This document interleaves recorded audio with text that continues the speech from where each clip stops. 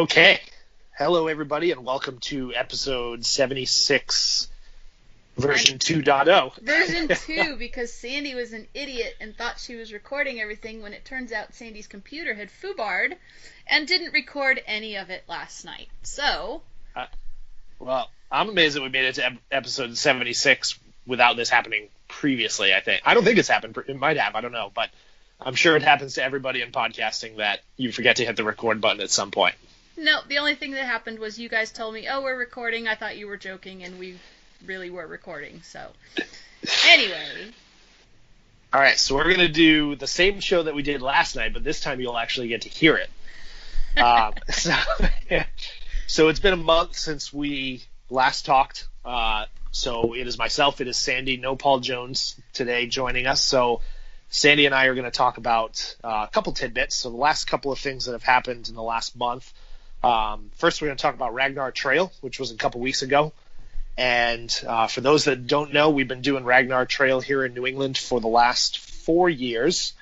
This is, however, the first year that they are moving, or they have moved Ragnar Trail to a new venue. So we were previously in Central Mass at Northfield Mountain and State Park, and this year they moved it to Mount Ascutney, I hope I'm saying that right, in Vermont. And initial review of this is wet.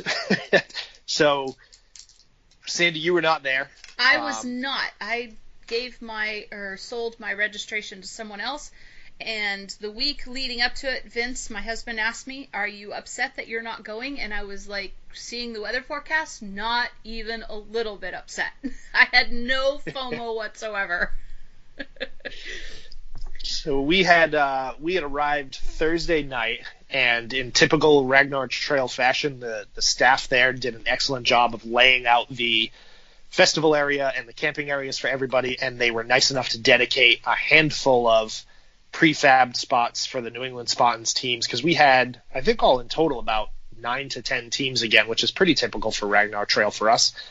So we had a pretty large segment of area that was roped off for us, and and a couple of things, and actually we didn't even talk about this last night, but a couple of things that they did. So they were selling their glamping spots pretty heavily to the teams that were interested. So for a cool $1,200 additional dollars on top of your registration, you could walk into a pre-set up glamping camp area, which got you essentially one covered common area tent and then 2 sort of sleeping tents, which accommodated a few people at a time.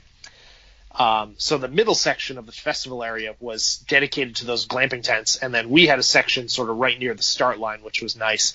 Team RWB had a bunch of tents there, and the setup was interesting. So Thursday night, there were more people than I have ever seen at a Thursday night Ragnar arrival. So more people are getting there early and turning it into kind of a multi-day event, even though the racers didn't kick off until the next morning we ended up going at 8 a.m. because they ended up bumping up times because of the impending weather.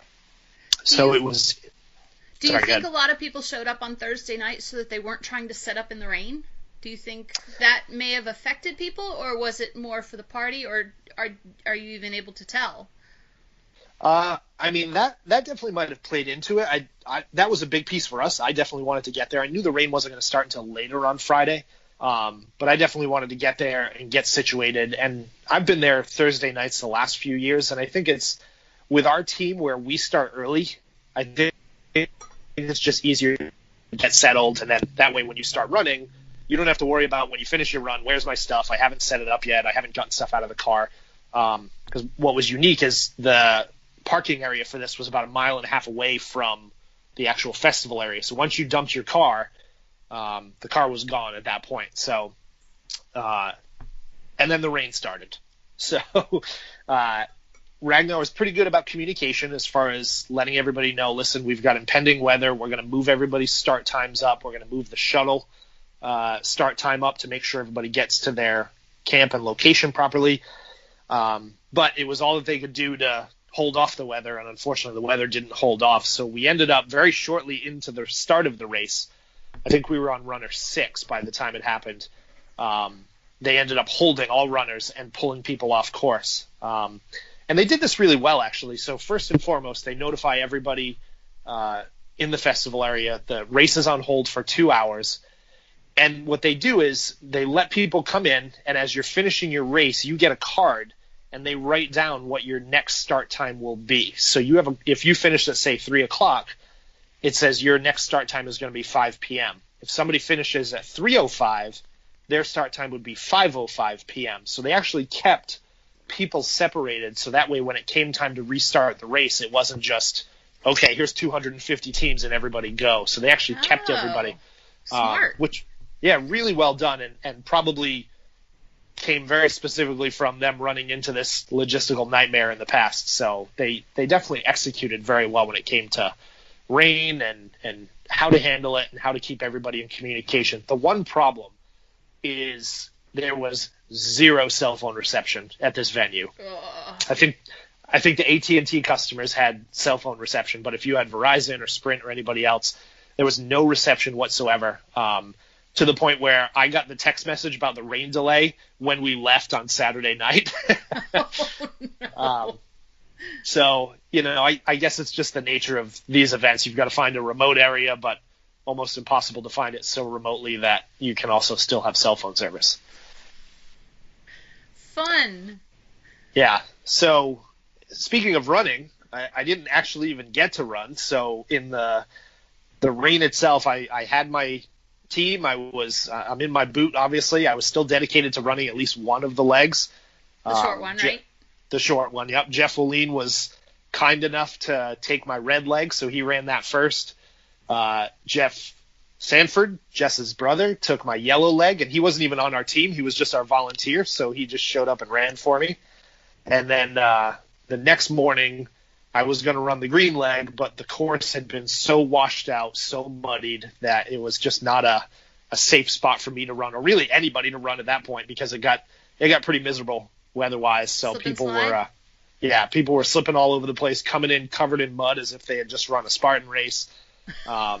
So the course definitely took its beatings, and they were out there trying to repair the course this past weekend, and the Spartans have an event coming up this weekend to also go out and help kind of repair the trails and leave as little damage to the trails as we possibly could, because several hundred runners through the rain and wind and mud definitely put a serious hurting on the trails that were out there.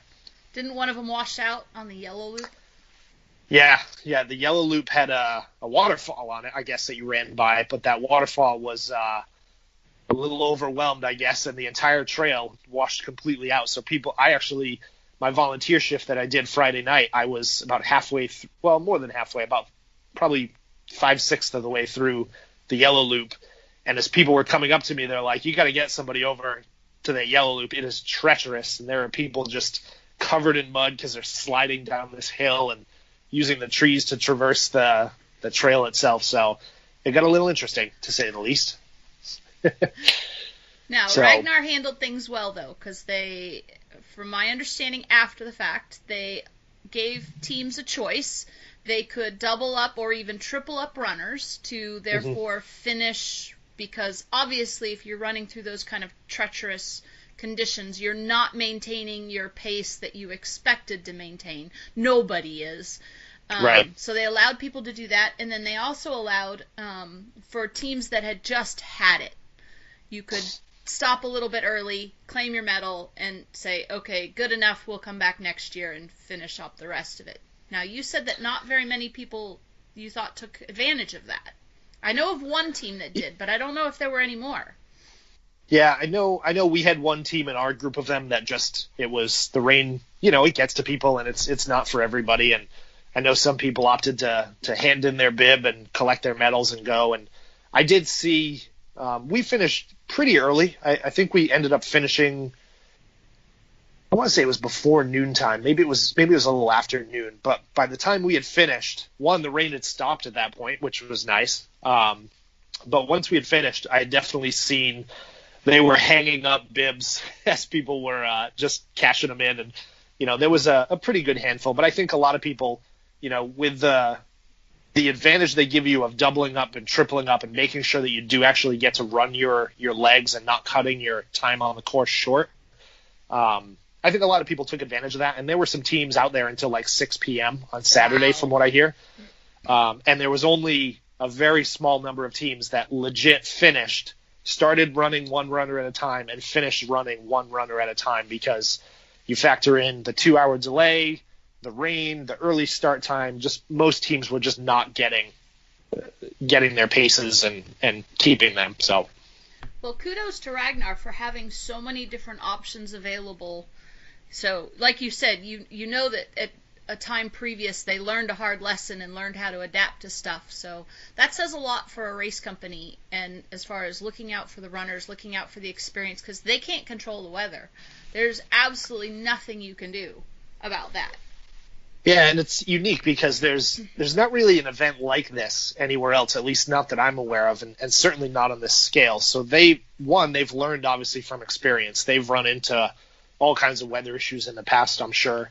Although I did just see they released a video of, I don't know where the race was, but it was certainly out on the West Coast.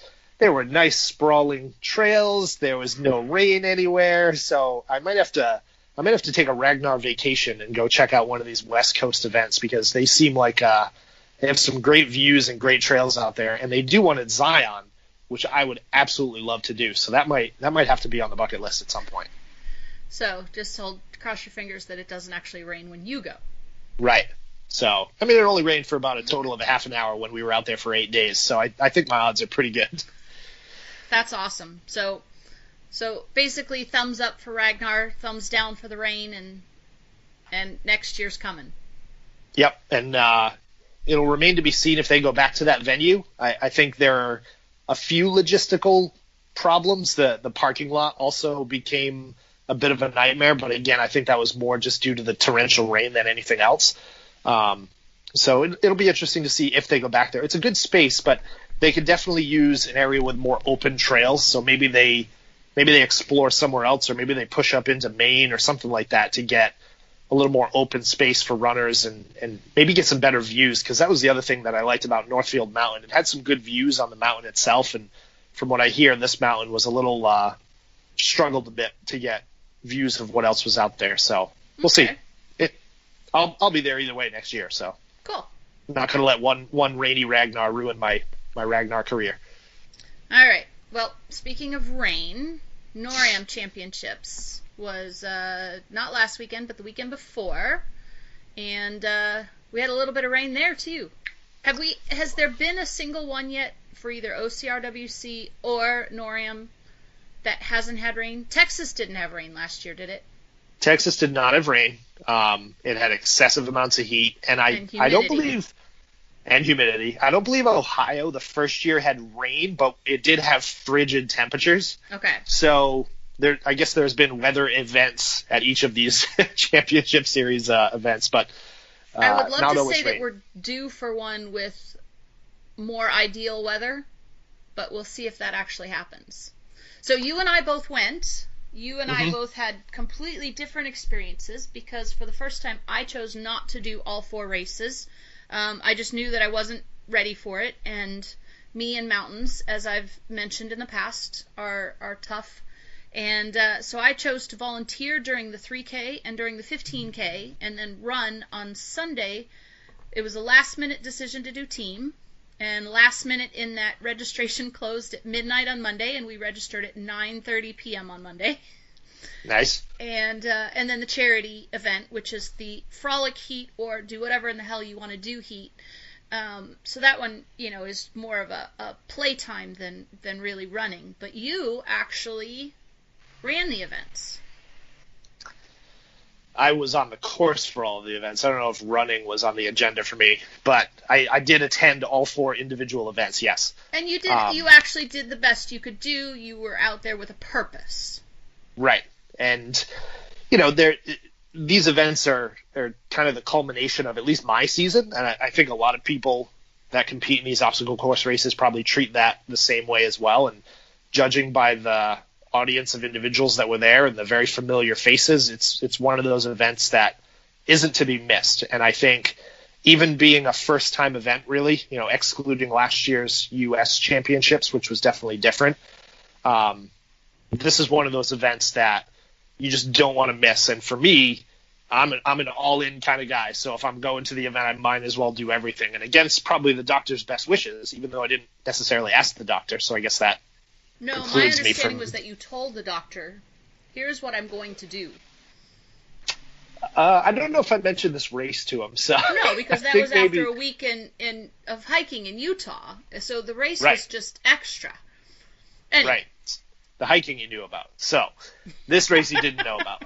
So the experience of this, right, this is a multi-day event, and I went back and listened to one of Adrian's conversations on a different podcast about what he wants these events to be. And he made a couple statements that kind of stick out to me. So one of them was, you know, when you think about doing an Ironman event is all about the customer experience. So you pull up, and the folks from Ironman will come out and get your bags from the car. Now, nobody got my bags, so there's a bit of feedback. I could stand for a valet service going forward. Keep dreaming. But when you walk into the festival area, that's what I love about these events, is you're surrounded by athlete-centric experiences. And that goes all the way from walking up to the registration, when they, you know, the volunteers, you were volunteering at registration, and they welcome you and they say, what are you doing? And I'm doing all 4 races. Oh, great. Good for you. Let's get you all geared up. So you get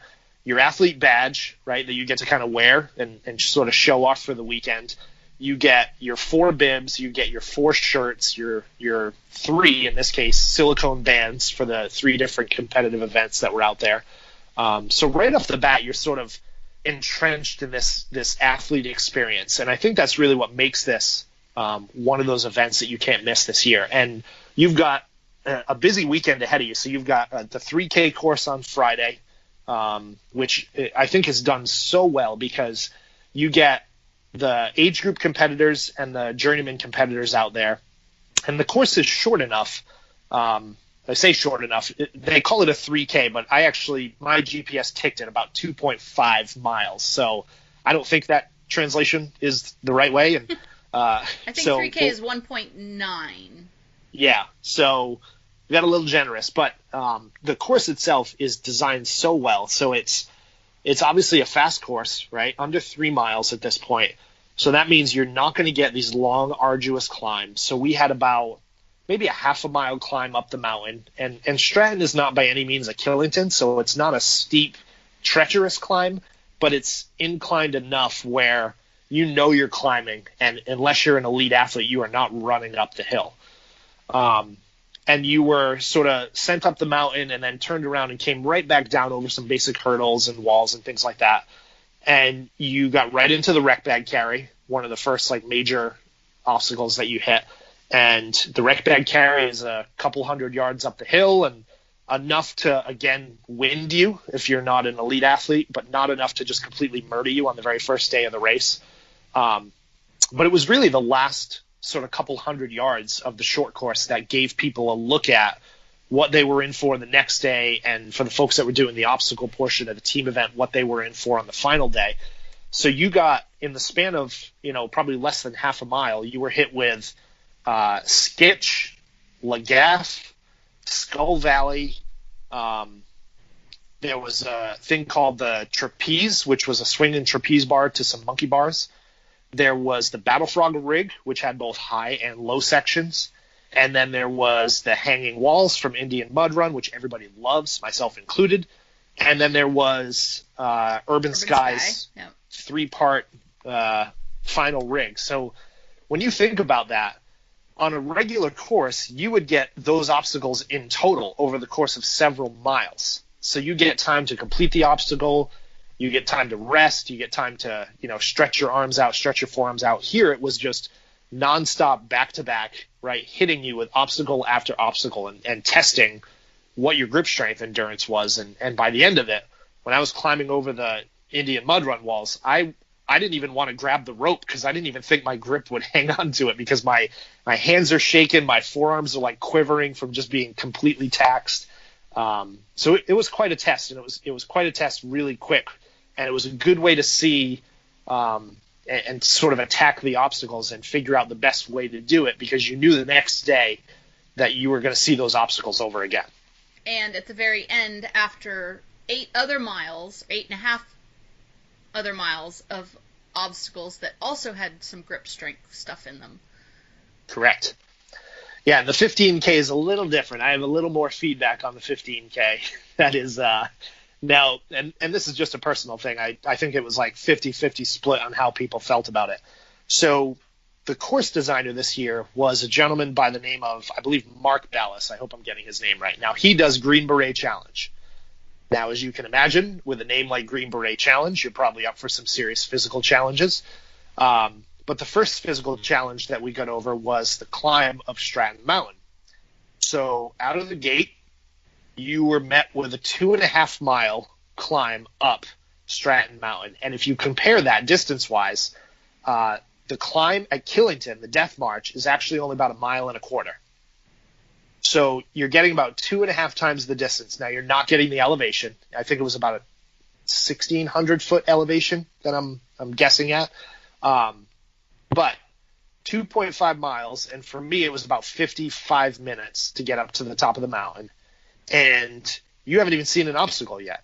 You've climbed a couple 4-foot walls, but you really have not done any actual obstacle at that point. So you're at the top of the mountain, you're heaving, you're sweating profusely. We did have a water station on the way up, so that was a nice touch. But the very first obstacle was, and we didn't know the name of it when we recorded the podcast last night, but now I forgot it again. Pipe Dreams. Pipe Dreams, yes. Josh was smart enough to look Savage it up. Pipe Dreams. So the very first obstacle is Savage Pipe Dreams. Now, the pipes for this were probably about 10 feet off the ground. So you had to actually climb a rope to get up to the pipes and then traverse, probably 20, 25 feet of pipes to get over. And there were no bells on Pipe Dream. You just touched a rope at the end, and once you touched the rope, you were done. Could you go down on the rope for those people who didn't want to drop that far?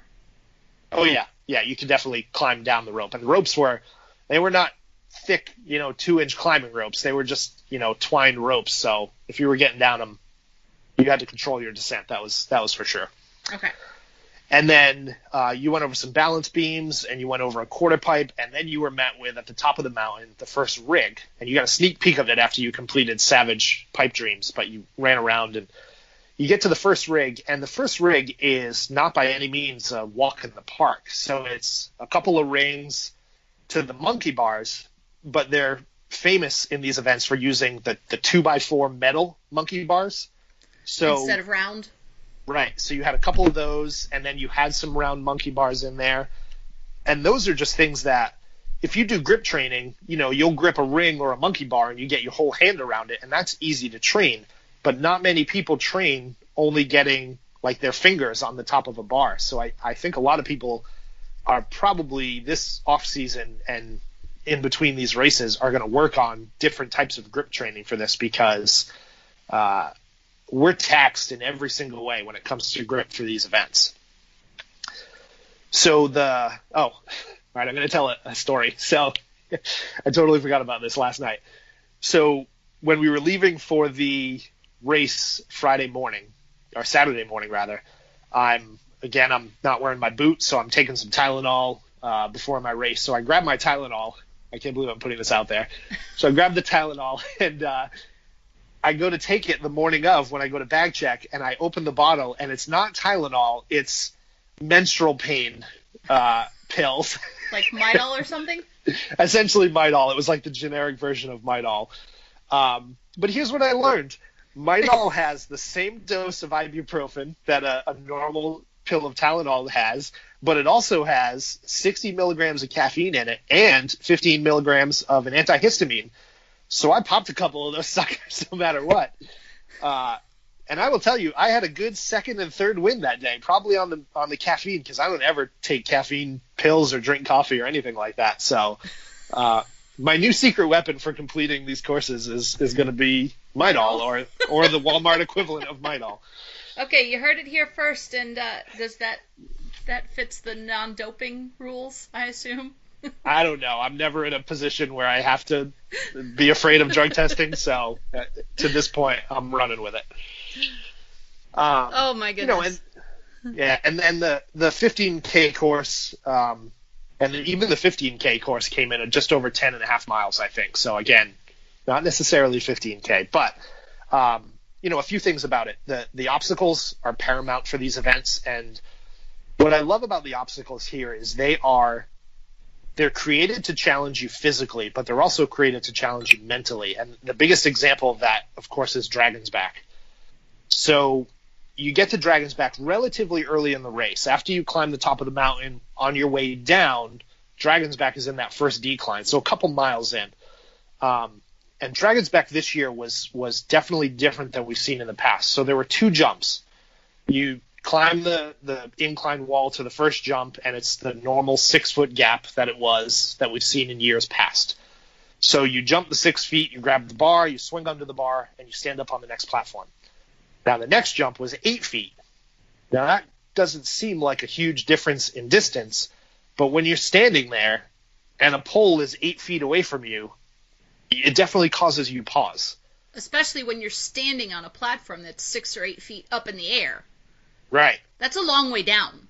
So if you factor in the platform is, let's call it 6 feet, and then you are, say, 6 feet, or if you're Nicole, you're 5 feet.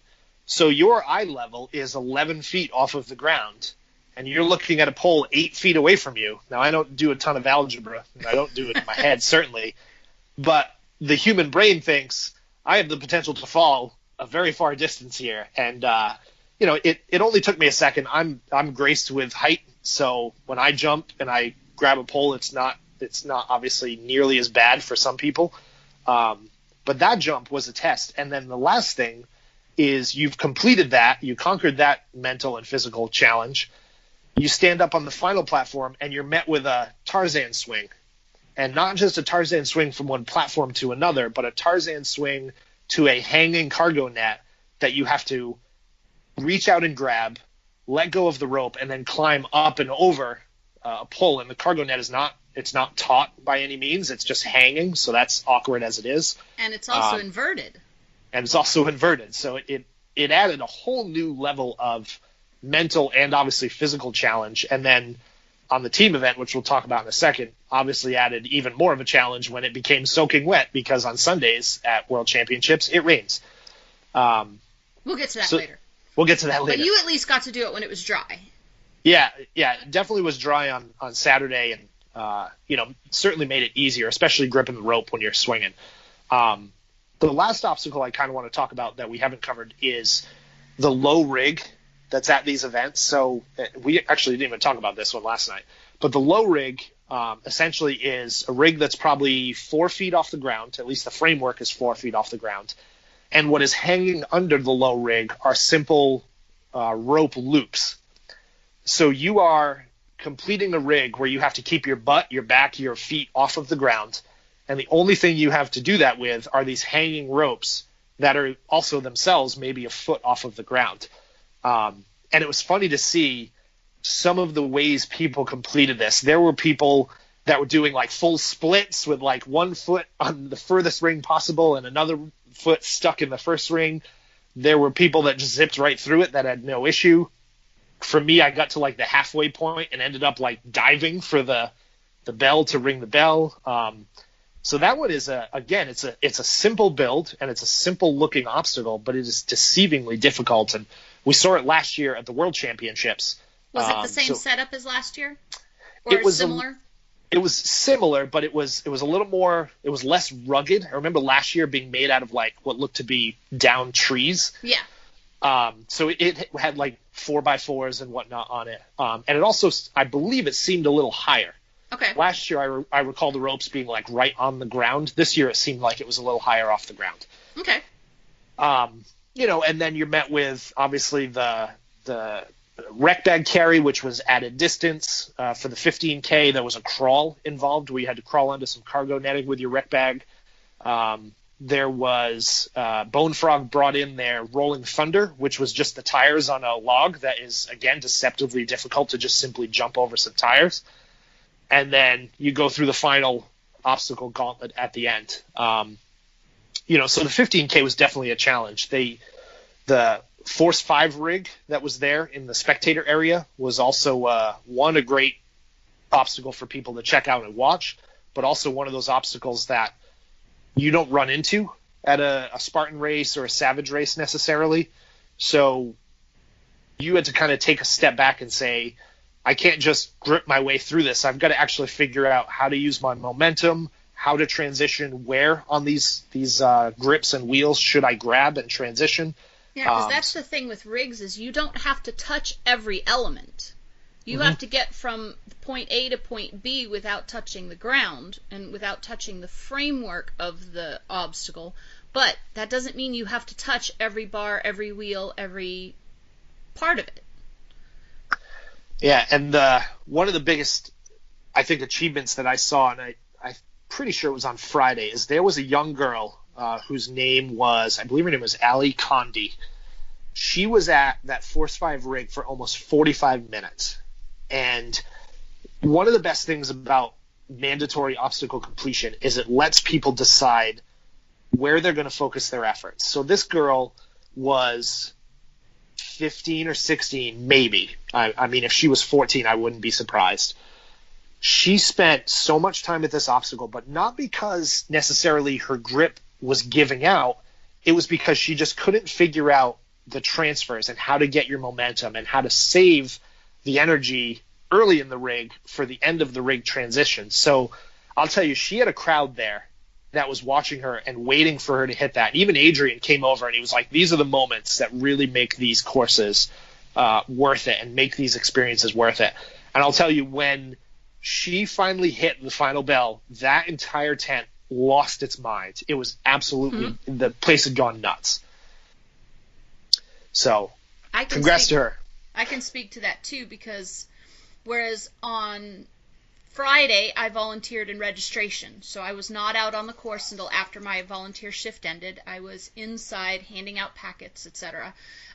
So that was really awesome. Then I got to watch just a tiny bit, because by the time I got off, most everybody was long gone and done. But on Saturday, I volunteered for most of the day at Urban Sky, which was the second to last obstacle, the last technical obstacle.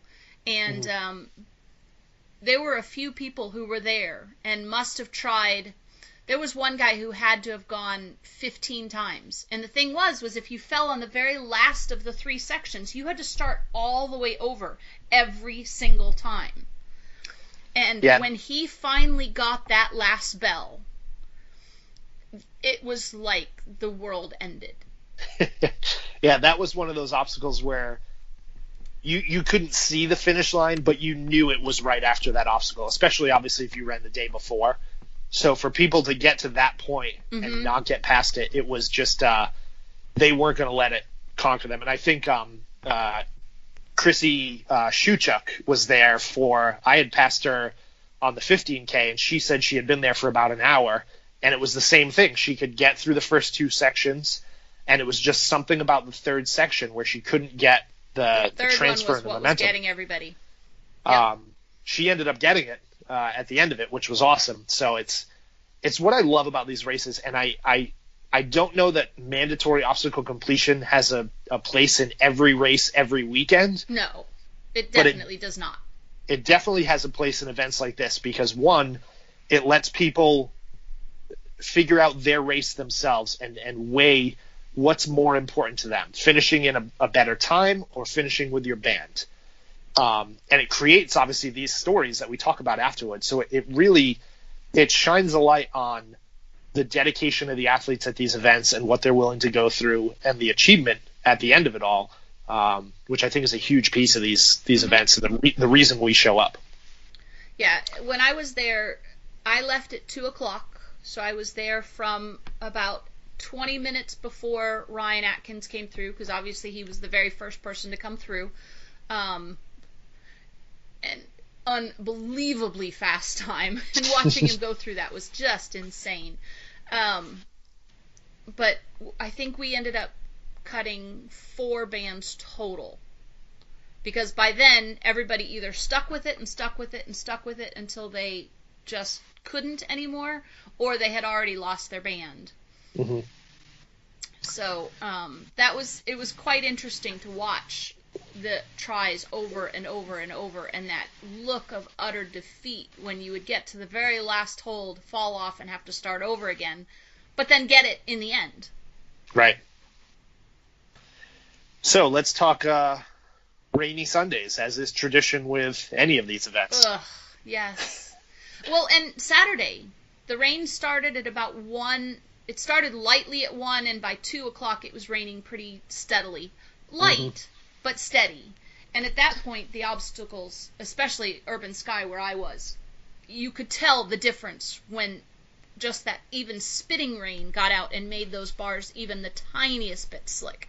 Yeah, and actually that like light misty rain almost makes it worse. Because it just applies that like coating to everything. It actually that had started to hit right as I got into like Urban Sky, and thankfully didn't come down that heavily at that point. But yeah, the journeyman who started right at 2 p.m., which is almost on the dot when the rain started, they were in for a wet day. The entire thing in the rain. Mm-hmm. So yeah, that was pretty insane. So Sunday, team. As I said, I signed up for it at the very last second. I had 2 other people who said, why not? Let's do it. And so I did the strength portion again. It's really the only thing that I'm any good at. And so this year, just like the previous years, they made the rec bag carry longer for the team. But this year, I think, was the first time that the 3K distance was one length, then the 15K distance was a little bit longer, and then the team was longer still. The other difference was that with the rec bag carry for the 15K, you crawled under the cargo net, but you crawled under it on the downward slope. During the team, you crawled under the net on the upward slope. And that was a killer for some people. For me to pick up 50 pounds and throw it on my shoulder is pretty easy. I can do that not all day, but I can do that quite a bit. So I was able to put the bag down and not have a problem picking it back up and going again. I watched one poor girl who a fellow racer helped her get the bag on at the beginning, but then when she was under the cargo net, there was nobody else around at that particular moment. And she ended up having to pick it up onto the edge of the cargo net on the framing and then squat down, kind of get it on her shoulder, and then pick it up from there. And I was just, wow. I can't even imagine having to do that. And then not being able to set it down at any point at all during that entire, I think it was about 3/4 of a mile total between half up, half down with that rec bag. I like it's kind of a throwback because the first year in Ohio, we did something similar. We actually had a long distance rec bag crawl. So you essentially ran out to a barbed wire and you were under it, about the distance of a Spartan barbed wire. It was a couple dozen yards. And that was year 1. And then year 2, I believe, maybe I'm reversing these. Year 2 in Ohio, we had a rec bag carry through obstacles where you could not put it down. You couldn't let it touch the ground, even going over the walls and stuff. Right. So you had to kind of, I rested it on the wall and jumped over the wall myself and grabbed it back. And so that was a good, a good challenge and a good spin on what is a normally monotonous obstacle. Yeah, luckily on this one with the cargo net, you were allowed to put it on the ground and drag it. You didn't have to keep it off the ground, which was fine. It just, of course, had to be under your control, which you were allowed to do on the rec bag carry anyway. I did see a couple people, one in a photograph and one in person, who they got through the rec bag carry not by carrying it, but by dragging it. So it was under their power. Yep. So that was allowed. It wasn't like you could, with the slickness, you couldn't sit down on top of it and ride it down for obvious reasons. And I heard people kind of griping about folks that were dragging their rec bag, and I almost think like, okay, if you can't carry it on your shoulders, if it's too much of a physical struggle, and I mean, some of the pro women, that rec bag's got to be half their weight. At least, so yeah. If you want to drag it, I'm all for it, because not for nothing, that probably taxes your grip more than anything else. So if that's the way that they want to go, I'm all for it, as long as you've got it in control, right? Unless you're sitting on it and riding it down the mountain like we did last year, that's a no-go. But if you want to drag it around, then I'd say knock yourself out. Yeah. So the controversy with the team competition this year had to do with the obstacle distribution amongst the legs. In previous years, the strength had just the rec bag carry, the speed had a handful of obstacles, and the technical was obstacle heavy. This year, the speed had a few walls to go over, but then at the last second they added in Dragon's Back, and of course in the rain. That, I think, probably took the most bans during the team speed event. Mm-hmm. Because trying to jump and grab a wet bar, I heard a lot of people trying to do what they were referring to as a chicken wing, grab it with one hand and quick tuck your arm over the bar. I can't even fathom how much that had to hurt. Well, it's the sacrifice people make to get through these obstacles any way they can. Crazy. So they ended up getting an obstacle thrown at them that they weren't expecting. It was going to be just 4-foot and 6-foot walls and nothing else. And then for the strength, this is where most of the discussion came in. In previous years, a lot of people were really upset that strength didn't have more obstacles. Mm-hmm. And so this year they put a few in, including Lagaff, which in the wet is always interesting, and as well as Skitch, the obstacle that you were mentioning earlier. And the funny thing is that when Skitch was introduced, it was introduced, hey, for all you obstacle experts out there, and then it showed up in the strength. So there was a bit of discussion about that. Now, to show how Adrian and his team really respond to things, first of all, they had a lot of discussion amongst themselves about which obstacles to include and which not to. And I know this because I spoke with Adrian about it. And he was under the impression that Skitch should be technical, and everyone else outvoted him and said, no, it's a strength obstacle because it's purely grip strength. Mm-hmm.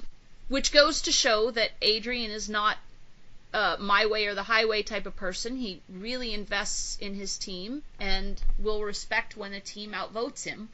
But then he also took it into consideration for the team strength portion and took the... For those of you who aren't familiar, Skitch is basically 2 meat hooks with nunchucks. And you have to hook them on a bar, slide across, then traverse a gap, hook them on a second bar, and slide across and ring a bell. And the 2 bars are in line with each other. But there's a gap in the middle. Josh, how big was that gap, do you think? 6 inches? Yeah, it wasn't very big at all. And they were on ropes where they were swinging back and forth and banging into each other and causing some knuckle damage to some people. Yeah, when the 2 ends of the 2 different poles banged and caught fingers in between, or you slammed into them or whatever. So for the team event, he and team made that into more like Pipe Dreams, where you were able to grab the bar itself with your hands and traverse across. And so they took out the meat hook aspect of it, which made it much more, in my opinion, much more fair to those people who are doing strength because that's their opportunity to keep a band, because that's what they're really good at. Mm-hmm. And that was part of my argument, is that, you know, it's defeating to those of us that are doing something, trying to be successful at it. And so he really took that into consideration, and I was really excited about that. Of course, when everything is wet, it's a whole different ballgame anyway, but such is life. They pay attention. And they really do try and please as many people as possible. You're never going to please everyone all at once. And to counter-argue my own argument, this is the North American Championships. This isn't a Warrior Dash. This isn't a come get off the couch and come do this. This is a race you qualify for, except for team, and you have to really be pretty decent and want to do it to be there in the first place.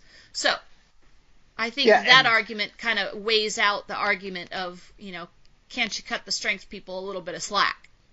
Right, and Adrian's also one of the only kind of head honchos out there that is open and communicates what his sort of goal is with obstacle completion. His goal is not to make it so everybody can complete obstacles. He's at that 60 to 70% completion rate, and if it dips below that, right, he has it set because that means he's got a target. So then he knows, right, if I see a ton of people struggling, something has to get changed because it still has to be achievable. There's achievable and difficult, and then there's impossible, right? And we've seen things that are impossible from some companies, and we've seen things that are achievable and difficult. And I think he's really worked the perfect balance here. I agree. So kudos to him on really paying attention, listening to people, and trying to please as many people as possible, because that's a thankless job. Yep. It really and truly is. So then the technical, of course, was the same technical as the previous days. Just a full-on blast of wet obstacles this time. So the fact that people kept their bands through that, I am impressed as hell. Yeah, I watched. I was at Stairway to Heaven, which is what took my band. I was there for probably, I think I gave it about 30, 35 minutes of tries. And I watched people come through there, and I mean, good for them. They just blasted right through it as if the thing was totally dry. For me, I could routinely get up to almost the top of Stairway to Heaven where I needed to turn around and transition. But when I reached over to grab the wood, at that point, I just I either didn't have the grip left, or the wood was so soaking wet and slimy that I just wasn't getting past it. And I sat there staring at this thing, and I walked to the outside of it, and I was like, my arms are like 6'4" wide. Why can't I just reach over and grab the thing? And the worst part for me was just figuring out in my head why I couldn't do this. And I went up, and I got to a point where I had to, this goes back to the conversation of how long do you want to spend on these obstacles. I was taking, at one point, 5 minutes between tries because you want to let your grip recover, and it wasn't getting any better. Right. So at that point, it was like, all right, it's time to hand in the band. And then I went down and I completed every other obstacle, but that was the one this year. And again, it's one of those grip strength obstacles where we grip rings and monkey bars like a normal grip, but we don't work on that like fingertip grip that Stairway to Heaven requires. So that'll be thankfully that obstacle is now at Train 180, so I know where I'm going to focus a good amount of off-season training work. And to stimulate the wet and slimy, you can always put on some sort of glove or something that has a little bit of a slip, and you can simulate it without getting Dave's obstacle all wet. And, I think if you were to go and say, hey, I'm going to put a little Crisco on here, you might have a problem, but... So there are ways he'd probably be like, sure, pile it on. There are ways to train some stuff. So overall, other than the rain, the team was great. Charity is just charity. I mean, it's just pure fun. You pay your money, they get their charity money, and you just go and do whatever. And that's precisely what we did again this year. We just played. Yep, we played on the obstacles. Molly brought a coffee out on course with her. It's a chance to get out and enjoy what you've just achieved and share the time with the other competitors without having to run past them or bust by them on the course. So it's a great way to finish the weekend for sure. One thing he's done these last couple events is he's done like fireworks on the Saturday night after the big event. I wish there was like an end of event party, but unfortunately not a ton of people stick around that long, so it's tough to get good attendance. But you got to check out of your hotel, and you're dirty, you're tired, time to get home.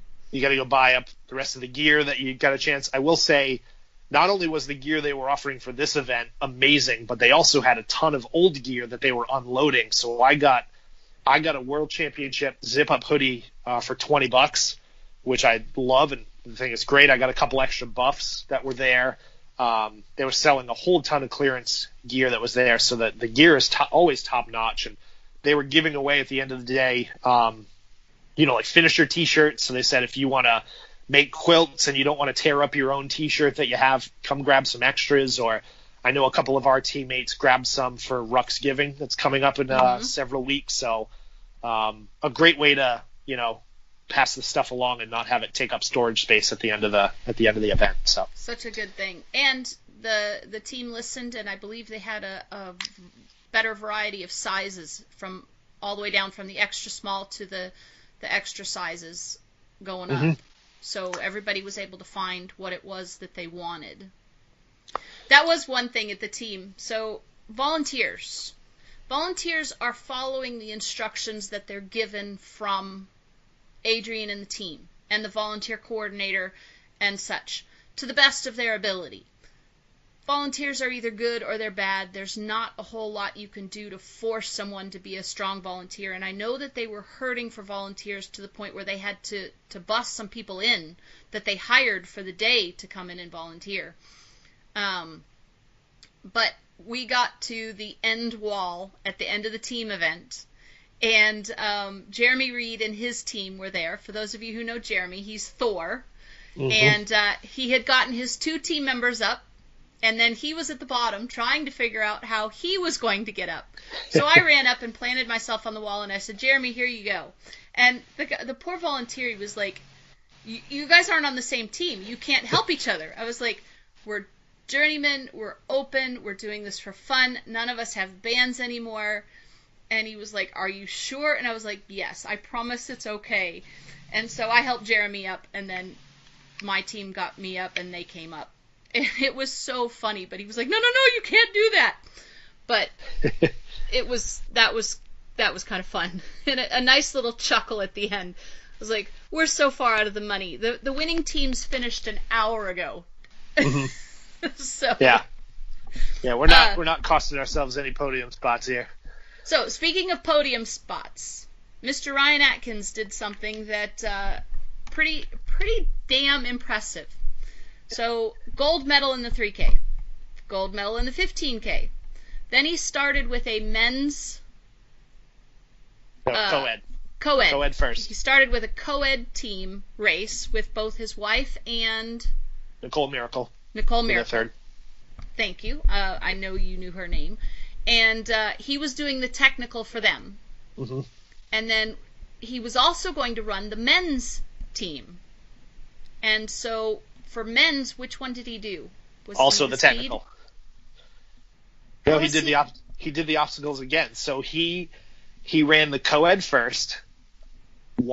Completed the race. They won. So they get gold medal in the co-ed pro event. While he was out on course, the men went out. Started. That's right. Now all 3 people don't have to be at the beginning. So he wins his race, runs back to his transition point, meets his men's only team, and runs the technical section again. And they came in second. So in 3 events, he took 3 gold and 1 silver. Correct. So pretty damn impressive. That's quite a feat. I'll be interested to see, 1, if he'll do it again, and 2, if he can pull off 4 gold medals. So. In 3 events. Right. So very cool. I will say from the volunteering perspective, if you get a chance to volunteer, let's say you're going next year and you have every intention of doing the 3K in the team, but you have no intention of doing the 15K or any of the races. You're doing 3 out of the 4, you're doing 2 out of the 4, whatever you're doing. Consider using your other events as volunteer time. Volunteering was a lot of fun. They take care of you. I know that for the 3K, I heard from some people that they weren't relieved at the end when they were supposed to be. I personally was, and then for the 15K, my time ended at 2 o'clock, and there was my replacement there at 1:55. Mm-hmm. And so for me personally, it went well. I heard for others it didn't, but they were really struggling for volunteers to the point, like I said, that they had to actually hire people to come in and volunteer, which makes it tough because you don't have your typical stock of high school kids that you can bring in who need the volunteer credit hours for high school, because in August school hasn't even started yet, beginning of August. Right. So they struggled a bit with that. So I want to throw out to those of you, if your husband, your wife is coming and they're not running, have them consider spending a little bit of time out volunteering. It's a lot of fun. You get to see some amazing things happen, and it's very worthwhile. And you got yourself into some free races next year if you choose to exercise those options. Yes, Green Beret Challenge threw in a free race for the volunteers. I'll have to see if there's one close enough that I can get to. And it's for any remaining race in 2018 and all of 2019. Mm-hmm. So they didn't put a strict... I mean, there is a time limit on it, but it's not an unreasonable one. Right. And also 50% off of next year's 15K for either OCR Worlds in 18, OCR Worlds in 19, or NorAM in 19. which will be back in Stratton again. So we have a few questions. Yes. Any final thoughts on NorAM first off? No, let's talk about the questions on NorAM. All right, so we got a couple questions on NorAM that popped up. So we polled the audience last night. And, this one we kind of covered a little bit, but let's see if there's a few more bullets we can add to it. So what did we think NorAM improved on over last year's OCR WC, and what do they still need to improve on? Thoughts on that? The one thing that they improved on the most was listening to the concerns about shorter runners. Mm-hmm. Shorter runners last year were seriously at a disadvantage on a few of the obstacles, and actually more than a few, where it was very difficult for them to even get started on the obstacle. And I know that the counter argument to that is really tall people have a problem on the short obstacles, but the short obstacles there's one of, and the tall obstacles there's a bunch of. Agreed. So they really paid attention to that and made sure that all runners had a more opportune start to the obstacles.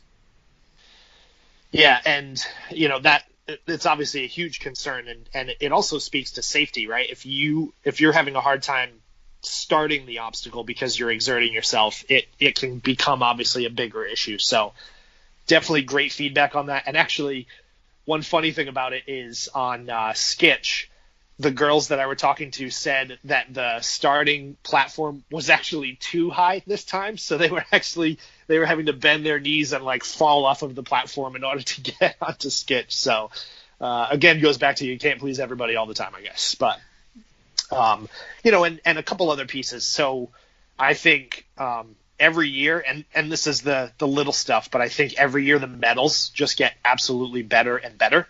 I didn't think there was any way we could top 2017's spinny Canadian Leaf medals, and the design team and Adrian and team certainly did it this year. I love the medals for all four of the waves this year.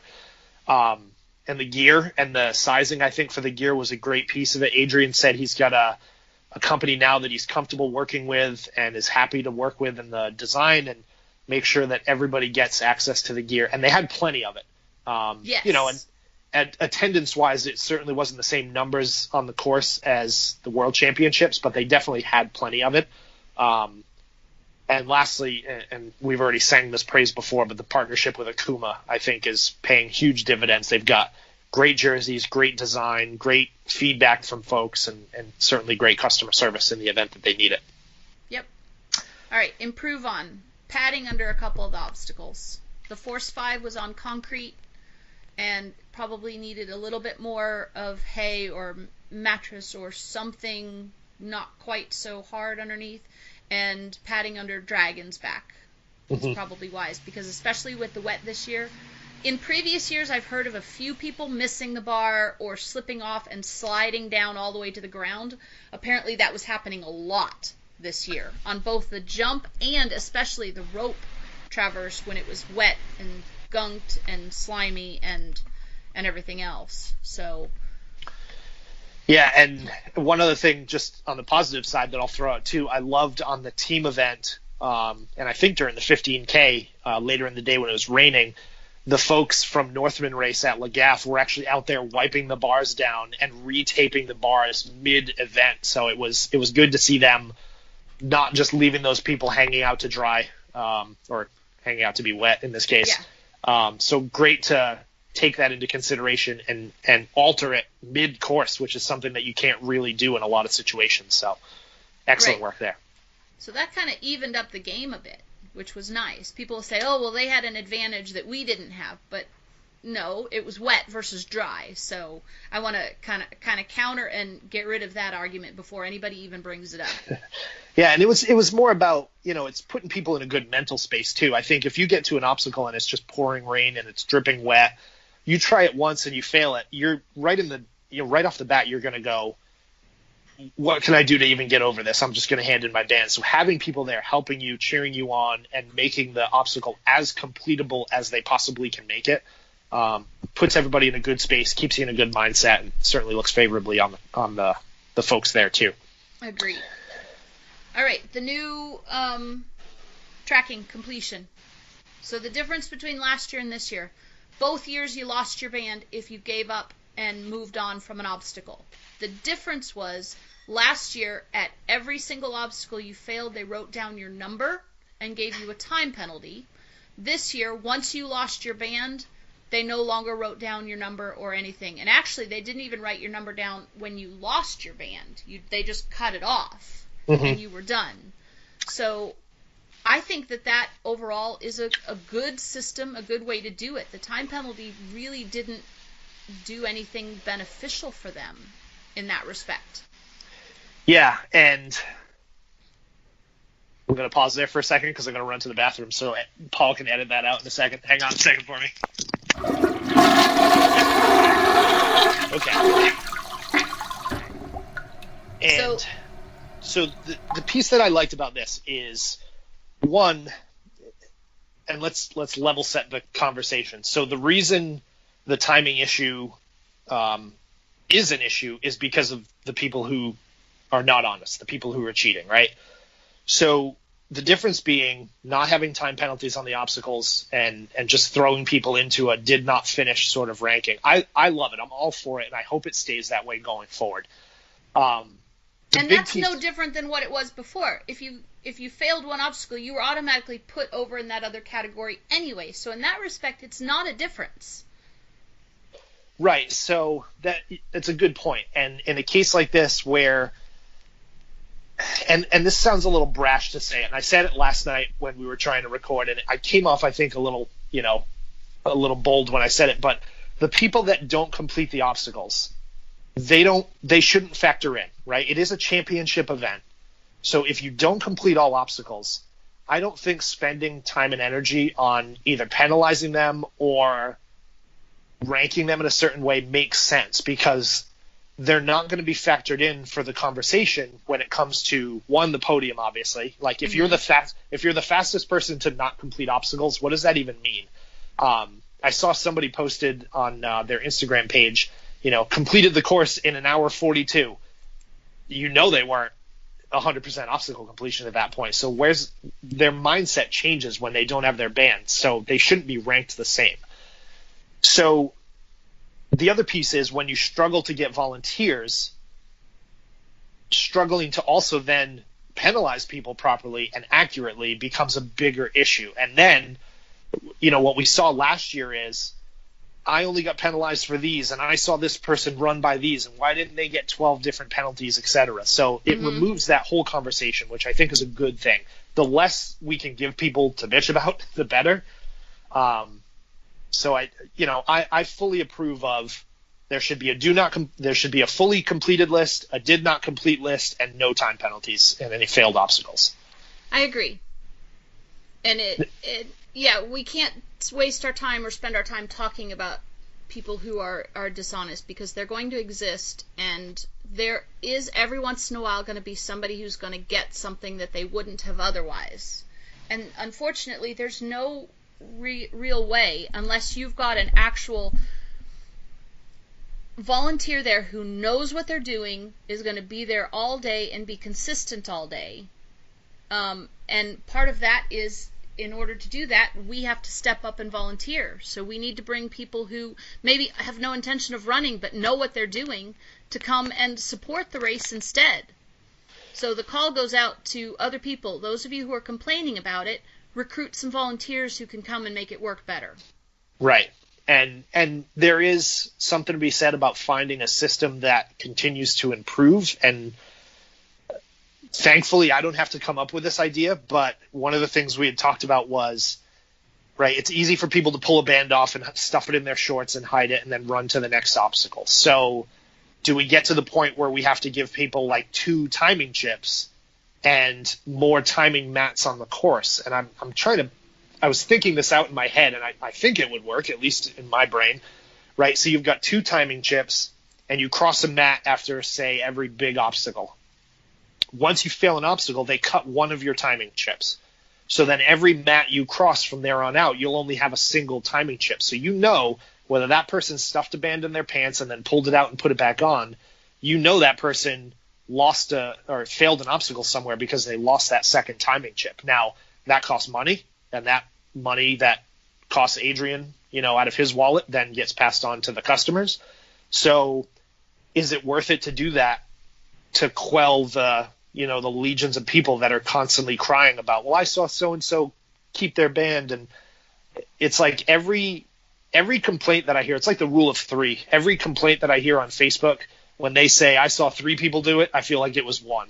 Or I saw 9 people do it, I feel like it was 3. I don't think there are that many people that are hiding their bands. And if there are, those people that are hiding their bands can't then show it off, because you're going to be on a list and you're not going to have your picture taken, because after you finished, if you kept your band, you went into a separate area and you were photographed with your band.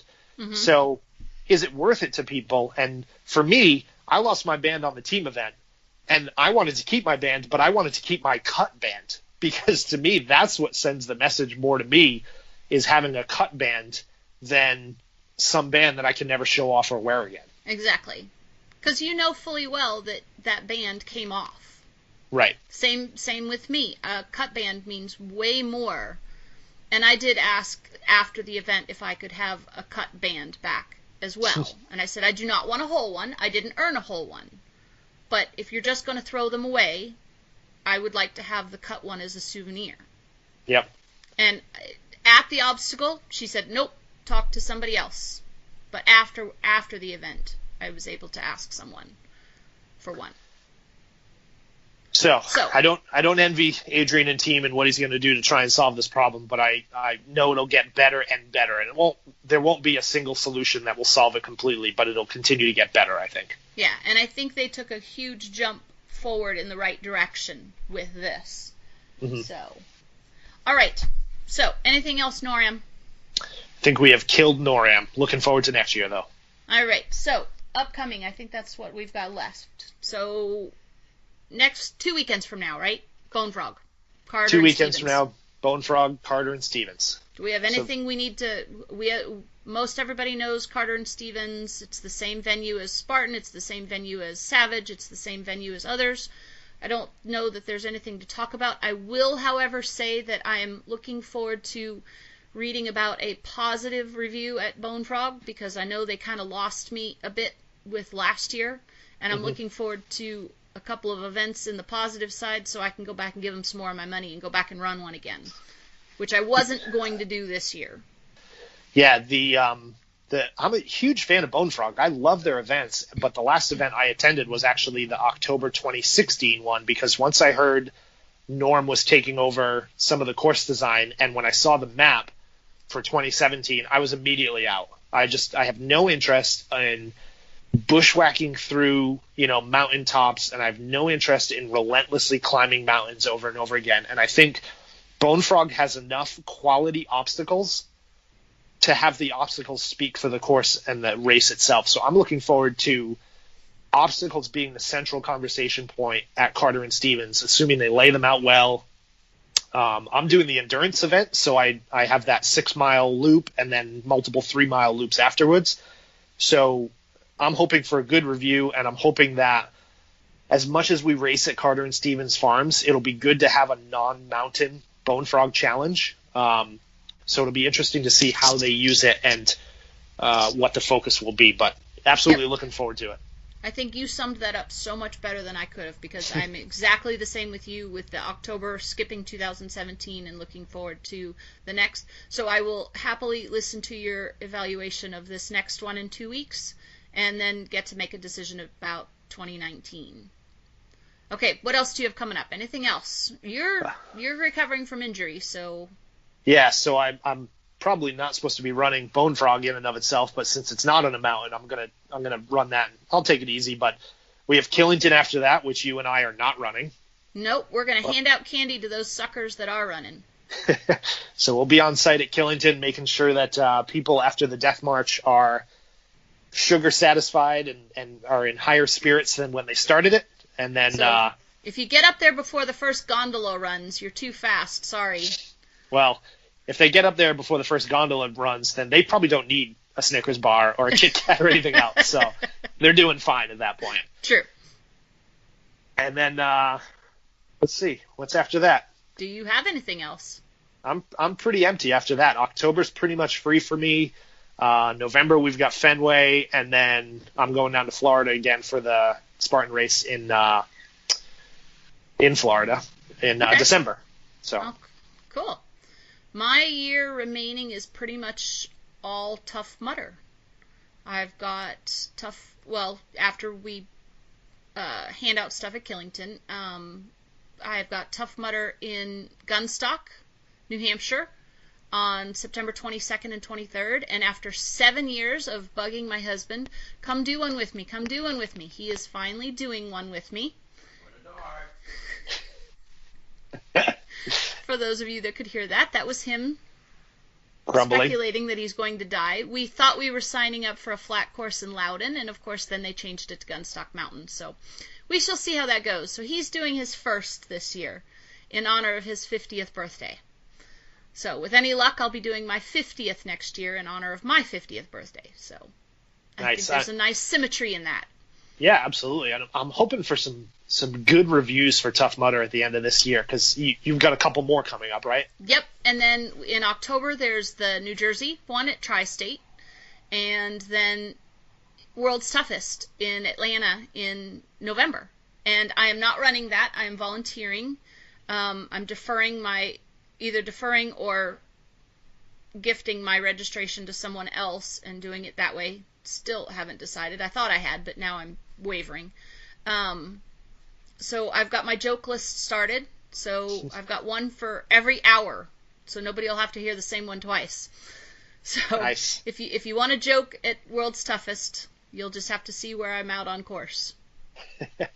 And then I think that's pretty much it for the year for me, unless some other little ones pop up. We haven't heard about Panic in the Dark yet, and a couple of other small ones to be determined. Yeah, I'm hoping for some good reviews and good news for Tough Mudder towards the end of the year, because they've struggled a little this year. They had a couple cancellations and some washouts, and the first year in Atlanta for World's Toughest Mudder. Let's hope that it doesn't rain or snow and they get a good first year there and get some good reviews and good coverage of it. I'm looking forward to seeing what becomes of Atlanta Toughest Mudder. Yep. All right, so to finish up, we had one last question, not race related. Viability of obstacle course training gyms. And the reason for the question is Shale Hill up in Benson, Vermont is closing their doors. They've been holding events since 2013, and their Polar Bear in 2019, first weekend of February, will be their last event. If you're planning on doing that, make sure you register. They are capping it at 300, and they do expect to sell out. So make sure you've got that taken care of. But then they're closing, and then the Loft, up in Tilton, New Hampshire, has closed the obstacle portion of their gym. So the question is, are obstacle course gyms viable given that those two are closing?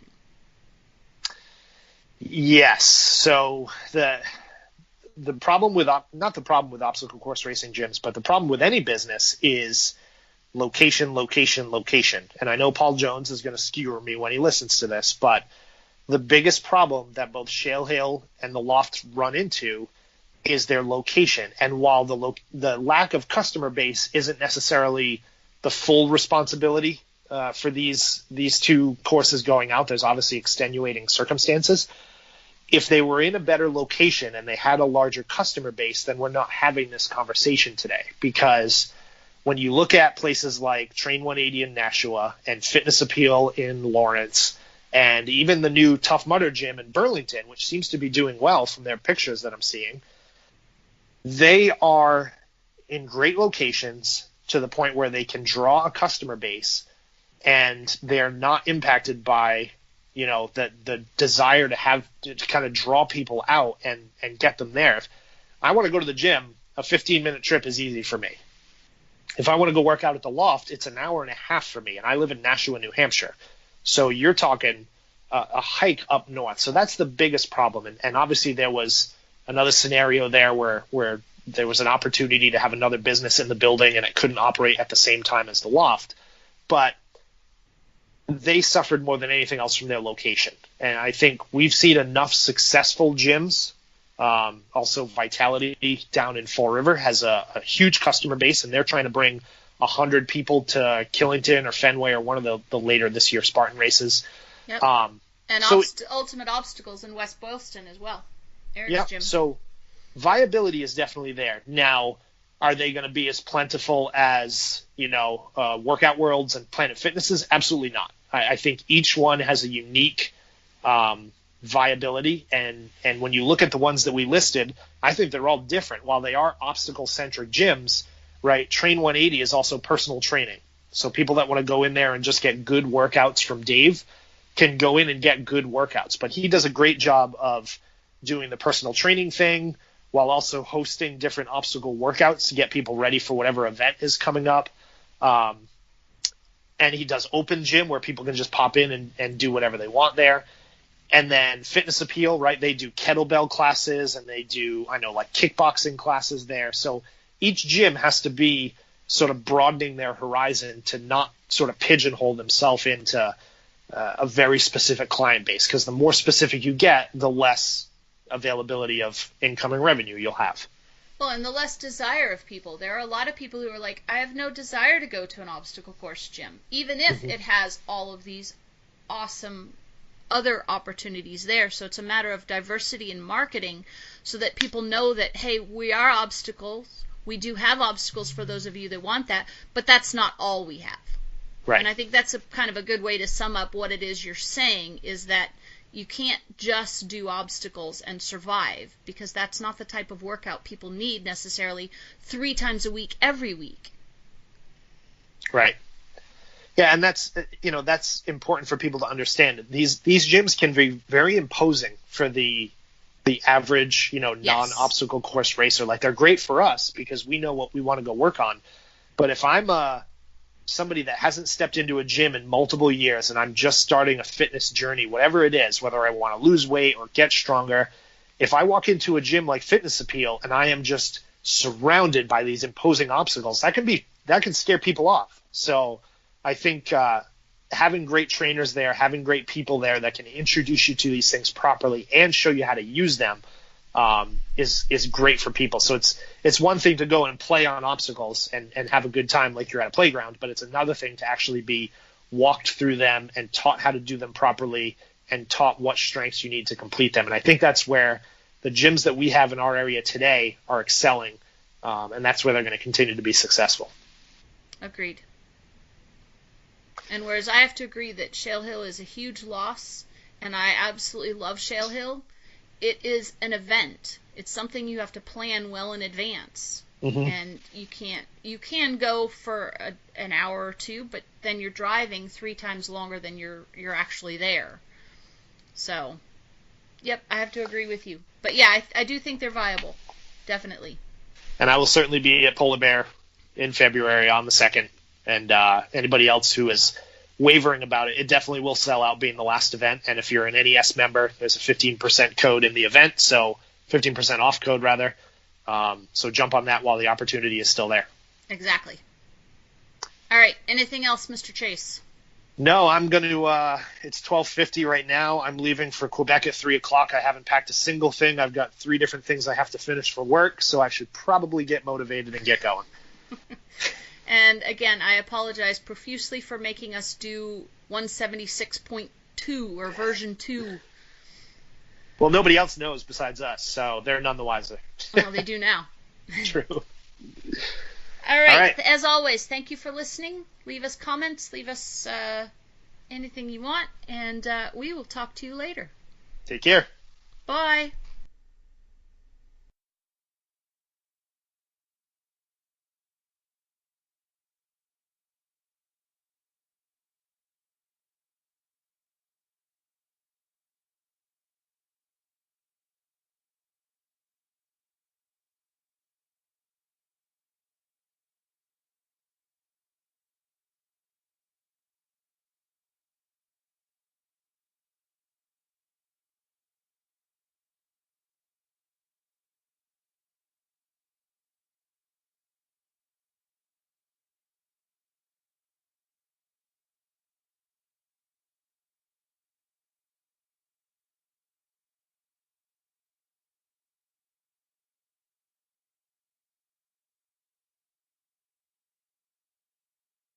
As always, guys, thanks so much for checking out the show. We'd love to hear what you think, so give us some feedback. Submit a question, share a story from one of your recent races or events. I think the show gets better and better with your participation, and it's not just Paul, Sandy, and myself talking. So to reach out, ask questions, suggest a topic, whatever it may be. Follow along on Facebook. We've got a dedicated Any Spottin' show page, or you can join the community at Any Spottins on Facebook as well. Twitter's your thing. Shoot us a tweet at Any Spottins. And if you want to find our full library of episodes, I'd recommend either iTunes or Stitcher. So again, for Paul, Sandy, myself, thanks so much for listening, and until next time.